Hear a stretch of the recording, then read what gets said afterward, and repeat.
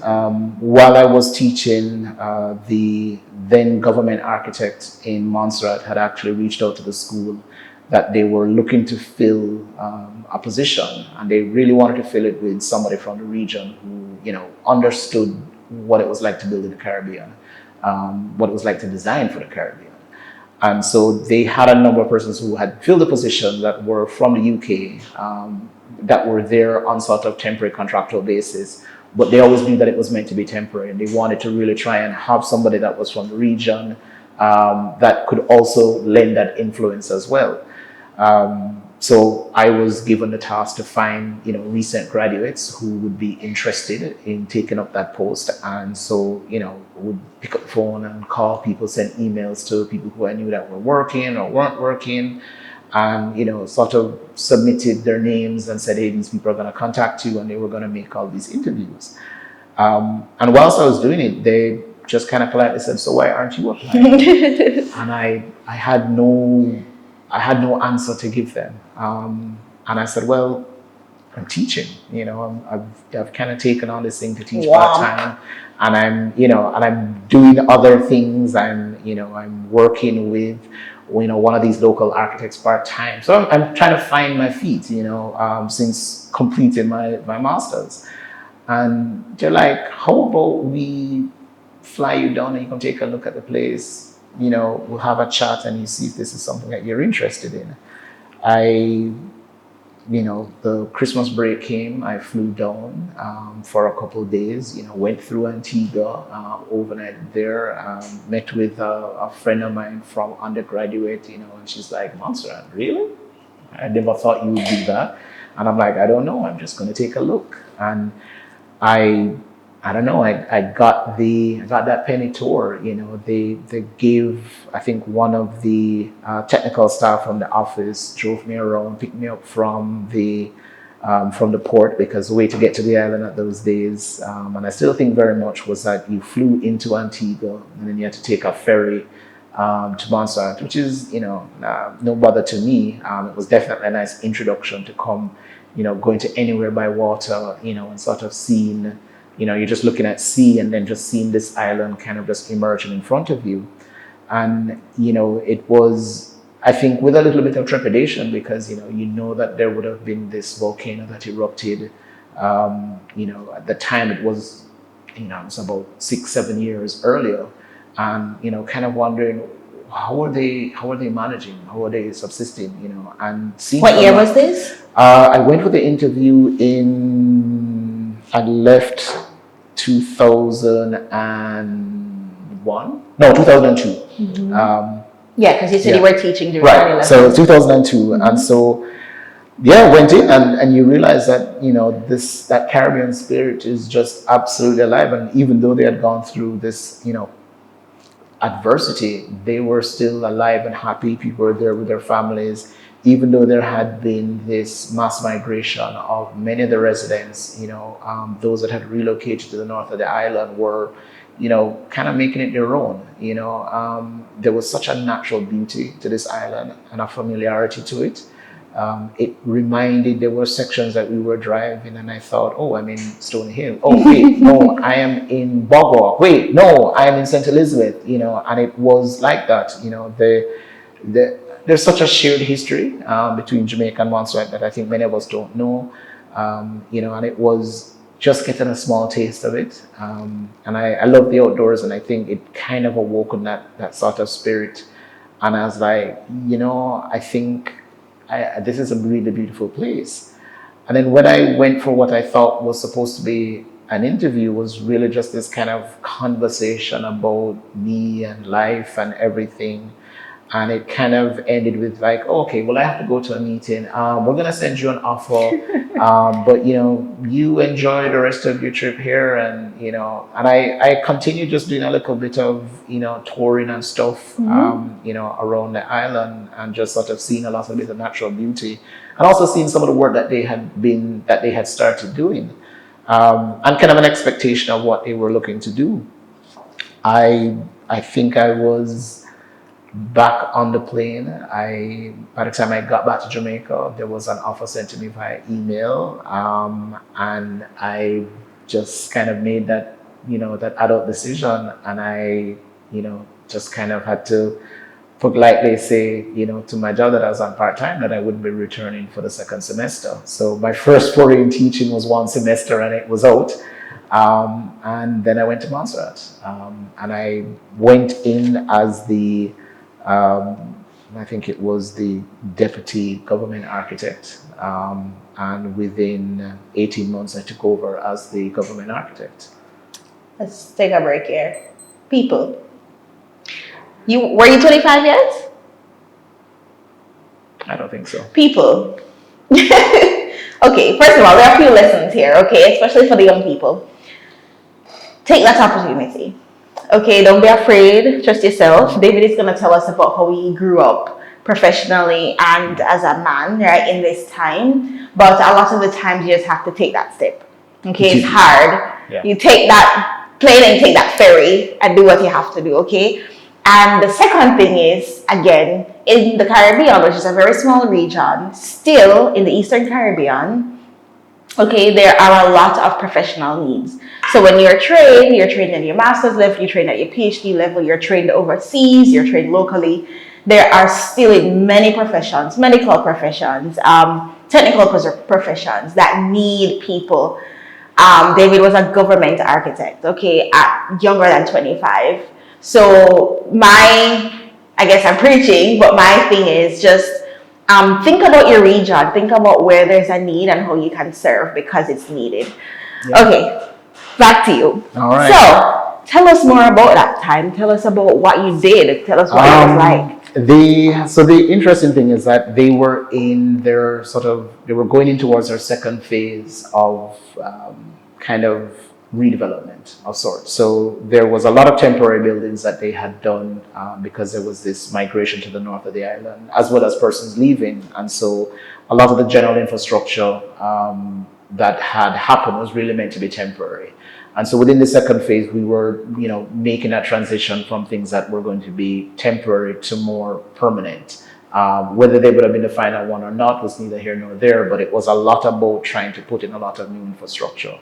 So when I got there, there was a big emphasis both on health and education, which professionally, I'm still quite interested in. So I think during those initial times, we were, doing a lot of conceptual stuff for expansion of the hospital, which included an operating theater, a mortuary, there was a women's wing, sort of maternity ward, development of a minor operating theater that could also serve, both internal and external needs. We were doing a lot of health centers, so that were meant to be a sort of primary healthcare facilities. That kind of adjoined with that. We did a lot of schools. Very first project I worked on while I was there that also got built was this renovation of an old residence, an old stone residence, to expand it to become a nursery, an early education facility for, about 60 students. And that was really kind of that sort of touching thing, and had a lot of projects that were like that. There was things like we did a volcano observatory, and it was where the technical staff could actually monitor the volcano 24 hours a day, because it was still very much active. May I interrupt? Sure. So can you tell us about the volcano and also remind us about the population of Montserrat, sort of before and after the major volcanic eruption? I think before the volcano, and I think any knowledge of Montserrat before that I had was really these mentions of overseas territories, that you would try and remember during geography class.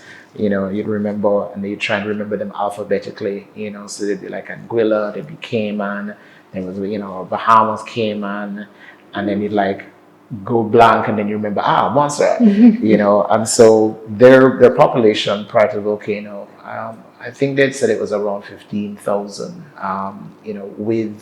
and they had I think the visitors that came in, they had a lot of permanent tourists that was about another 30,000 that would come. So, on any any point in time, they may have like 20,000 people on the island. People, is that a quarter? How many people are in Portmore, Jamaica? Way more. Way more. That's not, I don't think that's 10% of Portmore's population. Yeah, not even. After volcano, they were really struggling to maintain 5,000 people. But, which is 5,000 people is a very large high school in Jamaica.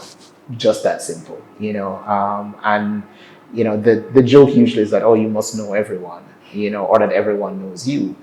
And less about that, but rather that everybody's a familiar face, that you can strike up a conversation with anyone. And there is such this indelible, warm spirit of Montserratians, much like Jamaicans, as any West Indians, that, they're willing to sort of open their doors and have a conversation, and a real endeared and truthful conversation, whether you like it or not, but there was a sense of sincerity that I, took a little while to kind of get you, because, there were some idioms that were a little bit different, that, you kind of grow in Jamaica, and, those are not things that people say to you. You want to take offense, and you realize. Do you have an example?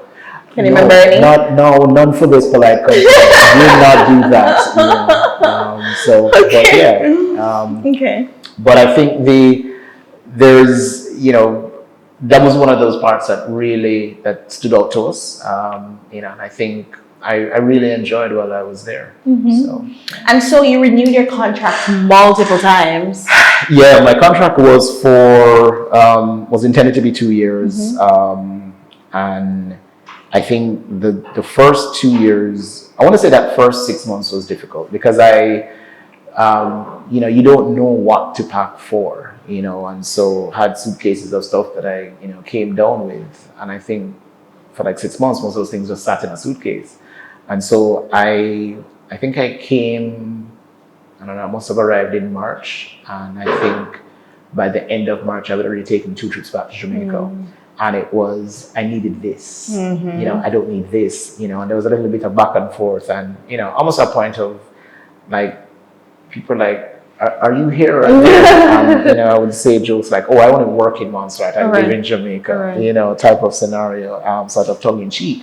But I think there was just a little bit of adjustment about what are the things that you need to survive and live the way that you're living. And I think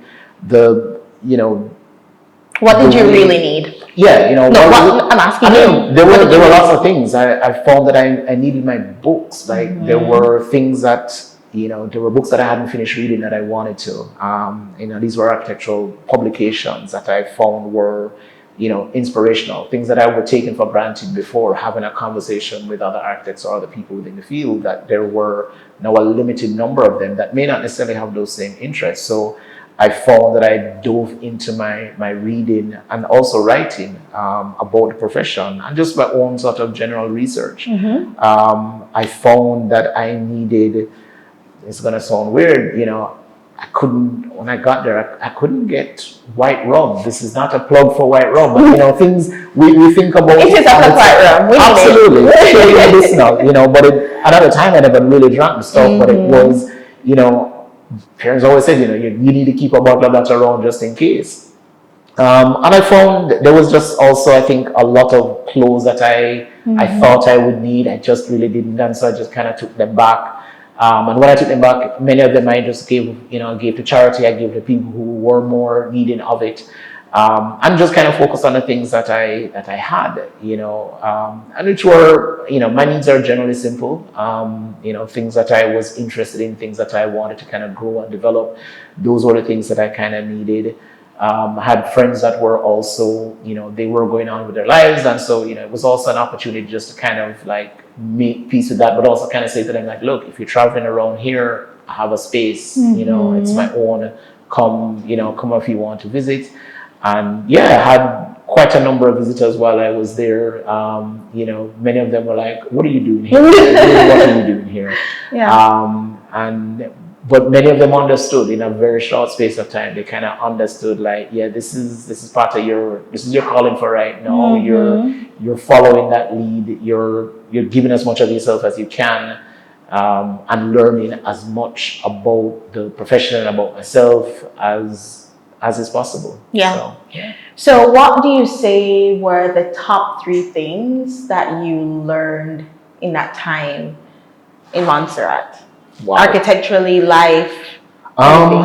I think professionally, I learned how to put a building together, and I think I kind of learned a bit of mastering of my craft, in terms of, it was definitely a time when I built the most. A lot of the work that we designed was built, for better or for worse, and I became extremely sort of critical of the things that we're doing.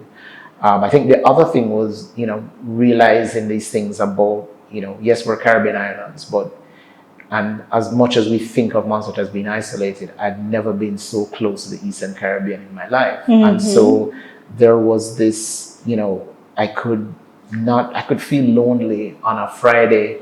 I could be on the ferry and I could be in Trinidad by 8 p.m., for drinks. I could have a friend in St. Lucia who said, boy, partner, a long time I don't see you want to show up for dinner. And I'd be on my way. That's vibes. I love that. I can tell you for certain, like, anytime I saved money, it quickly disappeared in traveling. And so, yeah, I saw a lot of the Caribbean, the Eastern Caribbean. I think at the time there were definitely more flights available because we had, there were a lot of sort of Virgin Airlines, Butch Stewart at the time had, attempts with Caribbean Star and Caribbean Sun in the Eastern Caribbean. And so there was a lot of that. And so I would say, definitely learn how to put buildings together. Definitely about travel and that sort of, realizing that even though we're islands, we're still connected, and sort of enforcing and reinforcing those things, and, keeping the connections of my my friends and former classmates, that were in the Eastern Caribbean, and making that sort of linkage. And I think the last one is that, would probably be that even when things are difficult, they're not the end, they are just a lesson. And I think there was the biggest lesson for me with Montserrat was that here were people who had gone through perhaps the most difficult thing in their lives. It wasn't a person who lost their homes. You're talking, scores of people who lost their home, that lost their land. The volcano changed the landscape physically as well as psychologically. People can't even look and see where their houses were. That land doesn't exist anymore. The contours of it has changed. Roads are gone. Houses have just been completely, destroyed. And in some cases, in an instant, in other cases, very slow and drawn out. But their spirit and, what makes them Montserratian has not. The volcano doesn't define them. It is just this part way. They have a history that is extremely colorful. It's, perhaps one of the only other countries in the Caribbean that has a musical history, that we can really speak about. They had the famed Air Studios where Dire Straits, Rolling Stones, all of these guys used to record at. And who also owned houses on the island. So they have that kind of history that predates the volcano. And, even though the volcano may have interrupted that, they're still very much, they've been vibrant members of the Caribbean community. Yeah. They've, through sort of past chief ministers and now premiers, they've been, important writers about how the Caribbean can and can't be run. Even as an overseas territory, a British overseas territory, they've still been very, very active. They had one of their youth ministers actually presented at Lord's last year. And the very interesting thing, and it's a strange plug, is that she's actually of Jamaican parentage. Was actually one of the consultants that came down from Jamaica that relocated to Montserrat. It's, his youngest daughter who was actually presented as youth minister in Lord's. And I thought, things of that nature, I think, speaks a lot about Montserrat. And Jamaica. not just that it's not just Jamaica, but I think the fact that in the kind of, and I don't want to use the word rebirth because they didn't go anywhere, but I think in part of them, redeveloping and finding their new foothold and their sort of growth is that there's been, yes, there's Montserrat, but that sort of Caribbean connection has grown. While I was there were a fair number of Jamaican, Guyanese, Trinidadians, Bajans who had found themselves professionally in Montserrat, and many of them just never really found a reason to leave. Like they were in tune with what was happening. They saw the vision and they wanted to see it through. And I think that really being able to that level of service, which I had mentioned earlier, which, during my time in high school, values that I had been raised around, while I was in Montserrat, that this notion of service became, I think it kind of like threw it in the front of my face, that this is kind of how it is that you want to practice. That it's not about, it's not about wealth and glory. It's about using your talents for the betters of others, and it's that paying forward that you can do in ways that you really, can't expect, and it's we forget sometimes that, as architects, it's not about limited to those that can afford it. The principal thing and something that we talk about as a practice is that we believe that architecture is for all. That's a very important topic. Architecture is for all. It means that everyone, no matter what station in life they are, deserves good architecture. Whether it be a park, the right home, an office that is comfortable, they all deserve good architecture. Facts, big facts. And the way that we do it in different parts of the world are different. For us in the tropics, for us in the Caribbean, it has to be something that is reflective of our physical environment, but also our cultural environment. And I think, Montserrat for me was about that. That was my masterclass. It was a long time, that I spent there, but it was, it was a daily lesson. And it was a lesson that was not just applied while I was in Montserrat, but I was able to work on projects that were in other parts of the region. And it was about exercising those very same values. And it was those values that I took back to Jamaica. All right. So speaking of coming back to Jamaica now, before you left Montserrat, you kind of took a hit. Yes. Because you were pretty much preparing to stay. You bought a house. Yeah. You did the thing. You did the grown-up thing. And then the people were like, we're not renewing the contract. Tell me what that was like. And then tell me, like, what the transition was back to Jamaica at that point. Yeah. So at the time, I mean, and again, it's important to be, very conscious about the way that I was raised, is that, the closer and closer you get to the apex of, any task that you're doing, once you've reached there, the first thing that you're supposed to do is to think about your successor. And I think by the time I'd become government architect, the very first thing I had done was to interview for a successor.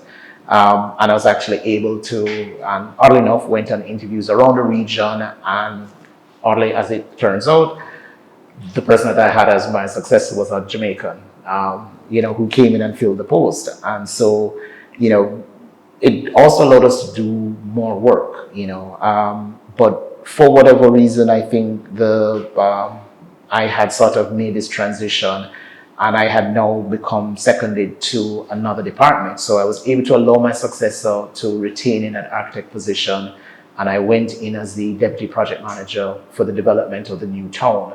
And this new town was meant to be the capital of Montserrat, which is Little Bay. And it needed a lot of work and about what was doing about conceptually. And it required, I think, a vast knowledge and interest in other things. They had contracted a project manager who had wealth of experience, throughout the world, doing similar work in Asia Minor, throughout Europe, in the Americas, as well as the Caribbean. And it was, I kind of was his understudy to really kind of bring in things as much as possible. And we spent about a year and a half in it, but it was a very, very difficult transition. And they kind of went to a point and they were restructuring that entire, rethinking about how they were approaching the capital, because they really were looking for a lot of private investment that they just weren't getting, for many reasons. One of it being an overseas territory and the agreements that they had for rebuilding. Everything has their own stipulation. And so they kind of put a pause on that. And the intention was that since I was seconded, that I would return to my post. But when I returned to the post, I was actually at the end of my contract. And I think they just said, we think that we may want to just continue with the structure that we had. And that was kind of a blow, to me, because I was really thinking that, I need to stop thinking of Montserrat as being somewhere temporary, and really sort of prepare for a bit of permanence, which was, I think, the dialectic of my parents. My father saying, well, you have to be prepared, and always have that level of preparation and sort of this sort of finality. My mother more like, saying, go with where the energy is, and so I, reluctantly bought, a house, and it was really meant to be a fixer-upper, sort of within the length of what I could afford. And so, unfortunately, I now had no job, and I had this house, and I had to, I had the full cycle of growing up, the cycle of taking a mortgage, but also the cycle of now actually to take a compulsory foreclosure. And that was very, very difficult, because in your head, you think that you're a failure. And it was not in any way a failure. I think, it's, again, all of these things are lessons learned. And so did that, returned to Jamaica, kind of hat in brow, what am I going to do? Woe is me. And I think about within the first week that I was there, I actually got a call from the HR manager that I was very close with when I worked with the government the first time, to say she's in a bind. They've advertised for these positions for a project manager for this program, and they've not had anybody to fill it. Am I willing to take it? And I'm like, I just left the project manager's post. That's not my interest in architecture. But I took the post, and I stayed in it for a while. Whilst in the post, I got back into teaching part-time, which was great. So my interest and my love continued around those things. And, it got to a point where the program had kind of hit, like because I was the one who's a project manager, we could forecast things and we could see where things were. And what was meant to be a 2-year program, we realized that they, a lot of the equipment that they had planned for still wasn't being, was not in a position that it was actually going to be held. A lot of the legislation around them still hadn't been actually passed. And I had to have an adult discussion with them, and I said, look, I know you have me for 2 years, but I've been here for 6 months, and I've seen a decline in the things that I can actually do. And I said, I don't want to waste the government's money. And so they wanted me to stay, and I said, I don't think I can. I said, not in good conscience. And so I stepped down out of the position, and so that program, as a result, was put on pause, and probably for a good thing, because I think by the next financial year, they had actually closed that program indefinitely.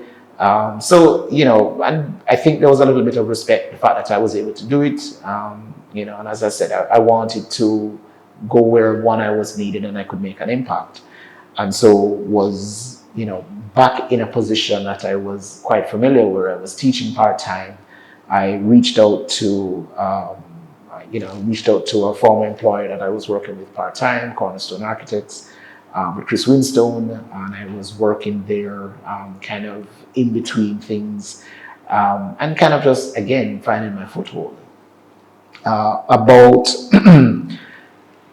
a year of doing part-time teaching, and I was now teaching the undergraduate class. In the second year, I was invited by the head of school at that time to take on a full-time position, which I accepted. But I think this time around, I didn't give up the part-time position. I just kind of had a conversation and said, hey, I'm going into this full-time position. Can I still work here? I know that my hours are going to be limited, but I still want to work here. I want to definitely go towards my, my professional hours so that I can actually become registered. And they were more than happy for it. That whole registration period took longer for me, aside from being away for so long, but now coming back and working part-time versus other people who are doing it on a full-time basis. Do you mind quickly telling the people what's required to become registered as an architect in Jamaica? Sure. So to be registered as an architect, you are required first to have a professional degree in architecture that is recognized. So that the body of recognition is the Commonwealth Association of Architects, that they accredit a number of schools globally. They also do sort of co-recognition with other similar bodies, whether it becomes the National Architectural Accreditation Board in the US. There is a similar body in the UK called RIBEA, which is the Royal Institute of British Architects. But the Commonwealth Association of Architects is kind of the largest body, of which the Caribbean School of Architecture is the only body in the Caribbean that is recognized by them. So in the first instance, one has to have that professional degree, which in my case is a Master's of Architecture. You are then required to have professional experience of at least 2 years with a registered architect. You are permitted to have at least one of those years must be in Jamaica with a registered architect license to practice. And once you've completed those things, you actually log, it's called a logbook, and you have to log all of your time doing it. And there's a variety of experiences that you're supposed to have and a certain criteria, a number of hours within each things. Once that's approved, you are to prepare a case study. The case study is on a completed project or a near to completed project where you're able to make an analysis of the complete life cycle of that building, from the early initial stages with meeting with the clients all the way to the completion of the finished product. On the successful completion of the case study, you then sit a written exam, which is done over a 1-day period.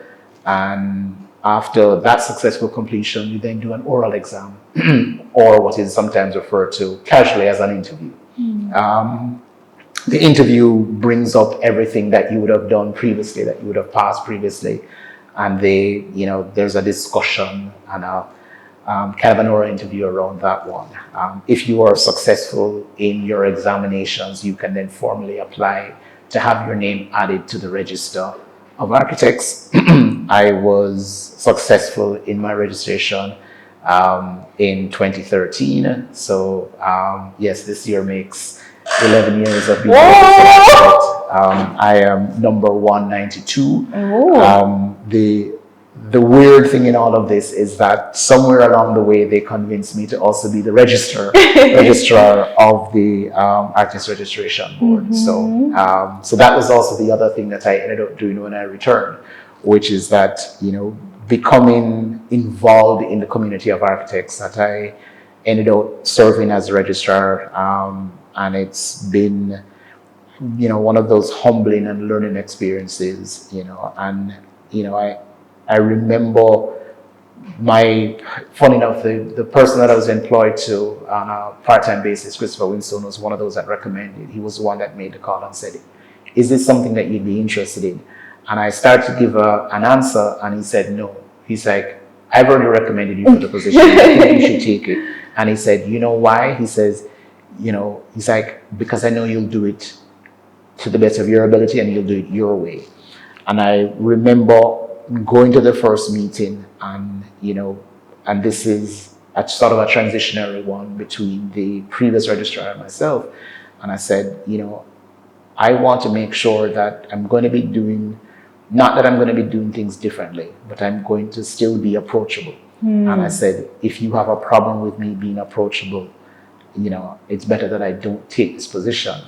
I want us to be, we have to recognize that there's a customer service, there's to the value of work that we're doing, but also that we are, in that position, you're meant to be a steward of the architectural community, which means you need to be approachable, you need to be accessible, which was, I think, a very different lesson and a different approach that was previously taken. And I said, the difference is me in this position, you know, prior, you couldn't just pick up the phone and call the registrar. You couldn't just reach out.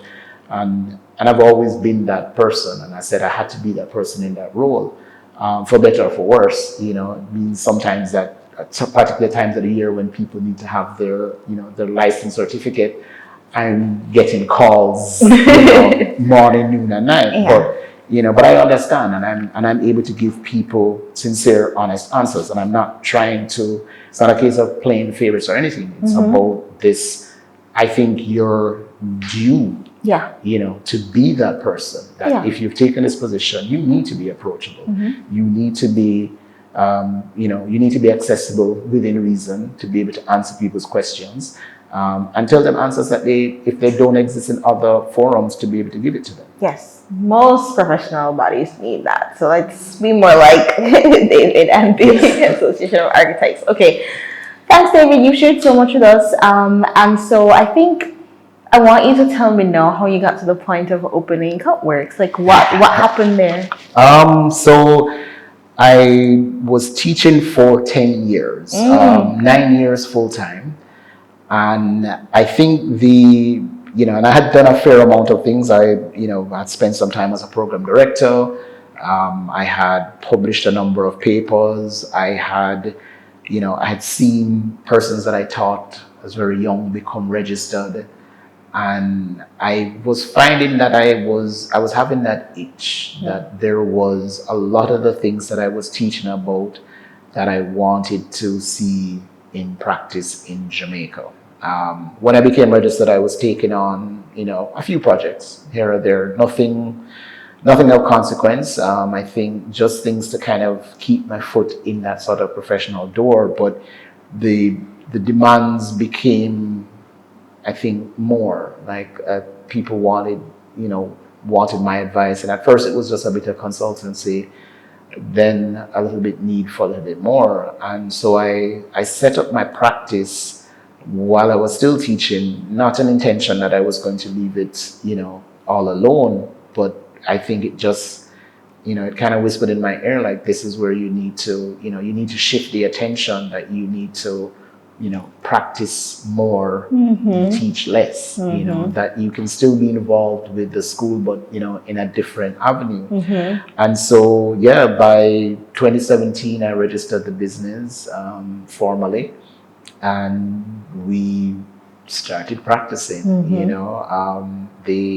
I started off with just one assistant and a couple of persons that I was doing things on a part-time basis. And, we've been just kind of trying to put out the work that we speak about, that we think is necessary to do. Things that are, I think, a bit of architecture for all, that are conscious of the environment, that are designed around our cultural things that define us as a Caribbean.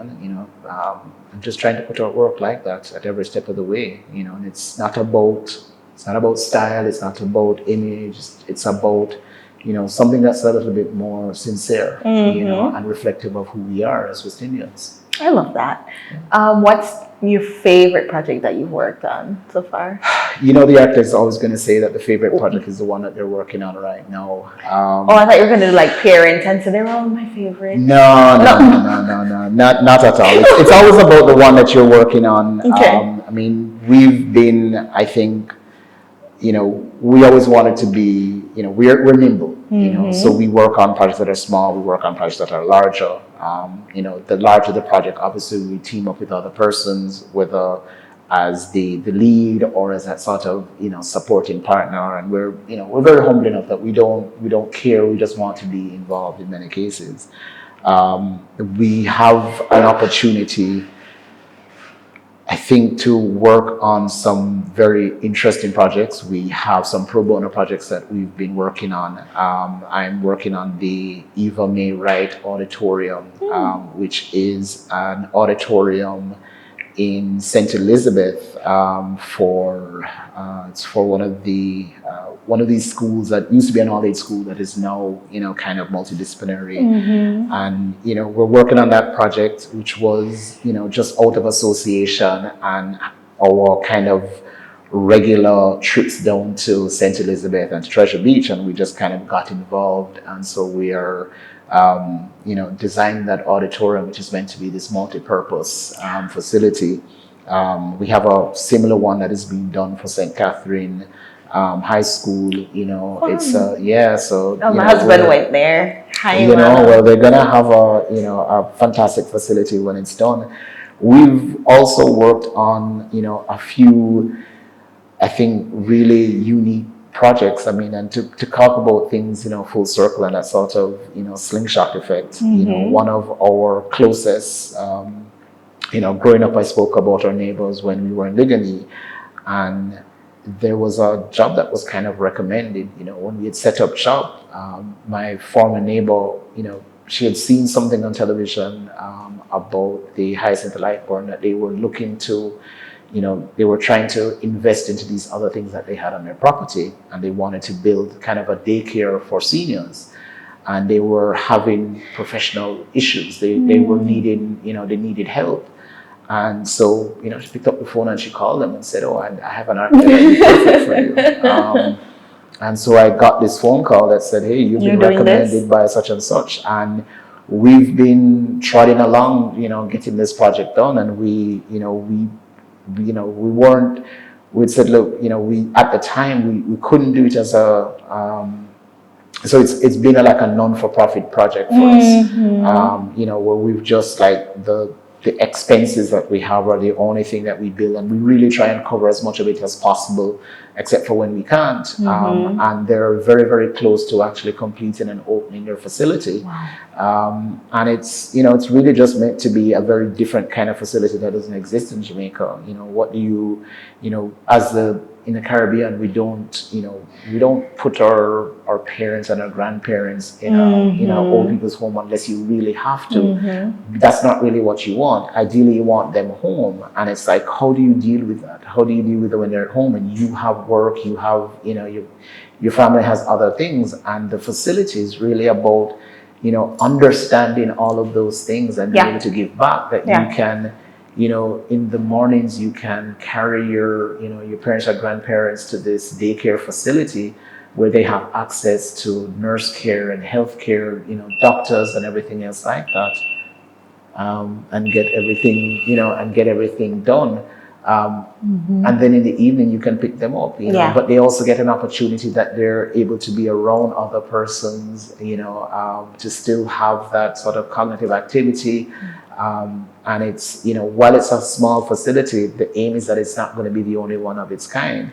And it's a very, very unique facility. And the weirdest thing is that it's not the first one that I've done. I had an opportunity to do a similar one in Montserrat, and we were able to see the success that was. And that one also served as a bit of a community center as well. And it was understanding that could happen there that I was able to transition the lessons learned in Montserrat.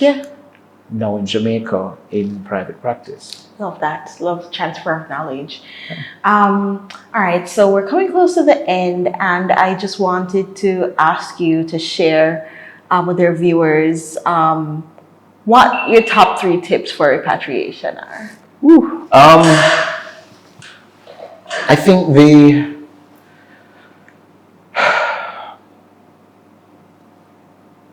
I never really felt like I was away. I think this recognition that I was always here in some way, shape, or form. I think no Jamaican really leaves. And so I think it's about understanding that there's a place. You have a place here. We call it like birthright, whatever that is. But I think that recognition that you still have a place here. I think the second one is, and within that first one is never really forget your roots. But in the second part is, realizing with a bit of humility that what you have is not, while you were away, is nothing better than what is in Jamaica. You're not better than anyone else when you return.